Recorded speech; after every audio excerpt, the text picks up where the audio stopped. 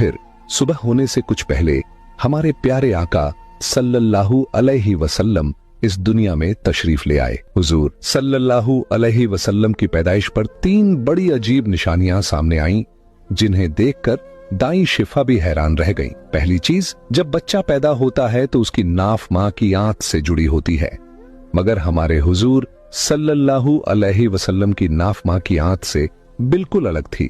दूसरी चीज, जब बच्चा पैदा होता है तो उसके साथ बहुत गंदगी निकलती है, लेकिन हमारे आका सल्लल्लाहु अलैहि वसल्लम जब पैदा हुए तो उनके साथ नजासत का एक कतरा भी नहीं निकला। तीसरी चीज, जब लड़का पैदा होता है तो उसका खतना नहीं हुआ होता, लेकिन हमारे प्यारे आका सल्लल्लाहु अलैहि वसल्लम का खतना मां के पेट के अंदर ही हो चुका था। दुनिया में आपका खतना नहीं किया गया।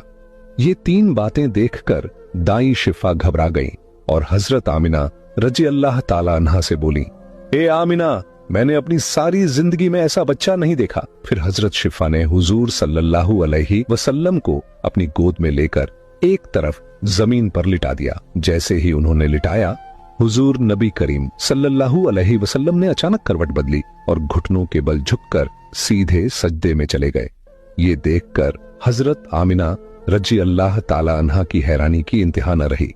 हुजूर नबी करीम सल्लल्लाहु अलैहि वसल्लम पूरे 15 मिनट तक सजदे में रहे। फिर आपने सर उठाकर आसमान की तरफ उंगली से इशारा किया और सारी दुनिया को बता दिया, ऐ लोगो, इस दुनिया को पैदा करने वाली जात सिर्फ अल्लाह ही की है। हजरत आमिना रजी अल्लाह ताला अन्हा फरमाती हैं, जब मैंने अपने बच्चे को गोद में लिया तो अचानक देखा कि आसमान के तारे जमीन के करीब होते जा रहे हैं।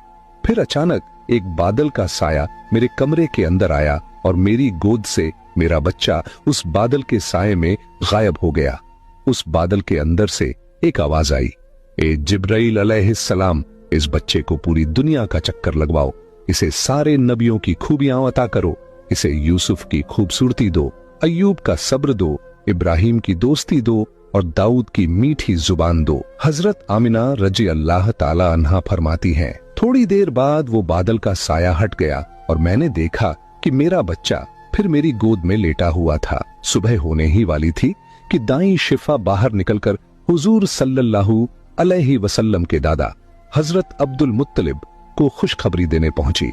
उसने कहा, ए अब्दुल मुत्तलिब, तुझे पोता मुबारक हो। ये सुनकर रात भर जागे हुए अब्दुल मुत्तलिब के होश उड़ गए।